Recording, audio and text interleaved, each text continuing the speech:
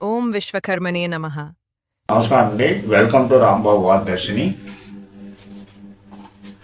ఇలా మన గృహం ఉన్నప్పుడు ఇది ఉత్తరం బజారండి. తూర్పు పక్కవారి ఇల్లు హైట్గా ఉంటుందండి. హైట్గా ఉండి పడమర కాలువ, దక్షిణం గొట్టలు ఉన్నాయనుకోండి, ఈ ఇంటికి కొన్ని ఇబ్బందులు వస్తాయండి. ఆర్థికపరమైన,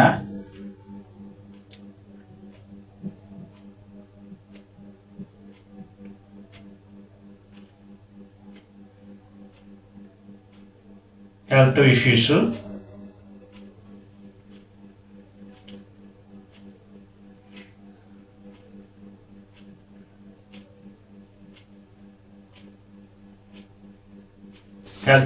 వస్తాయండి.